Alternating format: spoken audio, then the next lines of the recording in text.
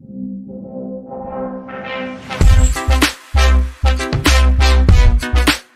Star plus का most popular serial गुम है किसी के प्यार में के अपकमिंग आने वाले ट्रैक में आप देखेंगे कि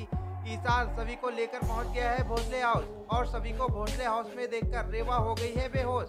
जी हाँ दोस्तों, बात दरअसल ये है कि ईशान ने कर ली है सभी से शादी, क्योंकि हॉस्पिटल में जो होती है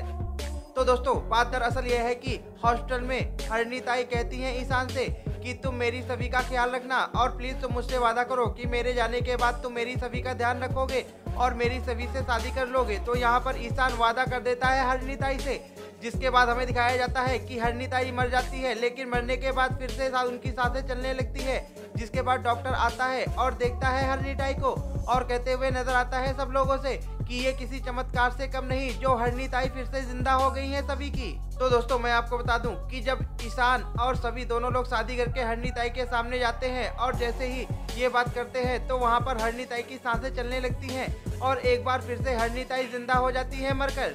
तो दोस्तों यहाँ पर सभी बहुत ही ज्यादा इमोशनल होती है और रोते हुए नजर आती है और ईशान सर से कहती है कि ईशान सर ये आपने क्या कर दिया, मुझे अपने आई बाबा का सपना पूरा करना था, मुझे आईएएस बनना था और आपने मुझसे शादी कर ली, अब मैं कैसे अपने आई बाबा का सपना पूरा करूंगी ईशान सर।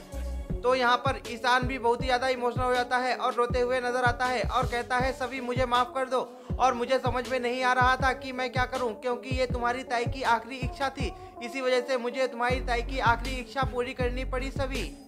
इसके बाद हमें दिखाया जाएगा कि जब ईशान सभी को लेकर पहुंचेगा भोसले हाउस तो सभी को देखकर भोसले हाउस में राव साहब और अक्का साहब को बहुत ही ज़्यादा गुस्सा आएगा सभी और ईशान के ऊपर। और इतना ही नहीं, वहाँ पर रेवा बेहोश भी हो जाएगी, जिसके बाद हमें दिखाया जाएगा कि ध्रुवा संभालते हुए नजर आने वाली है। तो दोस्तों यहाँ पर अक्का साहब सोच रही होती हैं कि मैं जान रही थी कहीं पंडित जी की भविष्यवाणी सत्य ना हो जाए, लेकिन उनकी भविष्यवाणी आखिर सत्य हो ही गई, क्योंकि शुरुआत से ही थोड़ा थोड़ा कुछ गड़बड़ हो रहा था, लेकिन अब तो इतना बड़ा गड़बड़ हो गया, बहुत बड़ा अपशगुन हो गया। और पंडित जी ने जैसा पहले ही कहा था कि रेवा और ईशान की शादी नहीं होगी तो इन लोगों की शादी नहीं हुई, यानी कि ये कहना बिल्कुल भी गलत नहीं होगा कि पंडित जी की भविष्यवाणी पूरी तरीके से सत्य साबित हो चुकी है।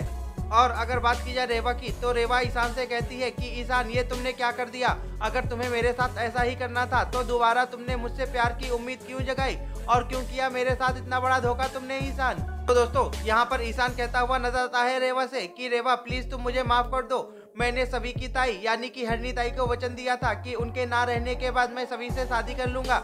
इसी वजह से मुझे अपना वचन निभाना पड़ा और अपने वचन की वजह से मुझे सभी से शादी करनी पड़ी, प्लीज मुझे माफ कर दो रेवा तुम। दोस्तों यहाँ पर राव साहब कहते हुए नजर आते हैं कि ईशान अगर तू सोच रहा है कि इस लड़की के साथ हम तुम्हें घर में रहने देंगे तो तुम बिल्कुल गलत सोच रहे हो। इसके बाद अक्का साहब भी कहते हुए नजर आती हैं कि तुमने मेरा विश्वास तोड़ दिया है ईशान, तुमने एक माँ का विश्वास तोड़ा है और मैं तुम्हें कभी माफ नहीं करूंगी और तुम्हें इस लड़की के साथ कभी इस घर में रहने की इजाजत नहीं दूंगी। इतना कहते ही ईशान और सभी के मुंह पर ही दरवाजा बंद कर लिया जाता है। तो दोस्तों ये देखना बहुत ही ज्यादा दिलचस्प रहेगा कि आखिर अब ईशान क्या कुछ करने वाला है, क्या वो सभी को लेकर जाएगा अपनी माँ ईशा के घर या फिर और कहीं जाकर रहेगा सभी के साथ ईशान। वेल दोस्तों आप क्या कुछ कहेंगे इस अपडेट को लेकर, आप अपने व्यूज हमें कमेंट बॉक्स में जरूर दें और अगर नहीं किए हैं चैनल को सब्सक्राइब तो सब्सक्राइब कर दें, वीडियो को लाइक तथा शेयर कर दें और हाँ बेल आइकन को प्रेस करना बिल्कुल भी मत भूलिएगा, जिससे कि आपको आने वाले वीडियो का नोटिफिकेशन सबसे पहले मिल सके।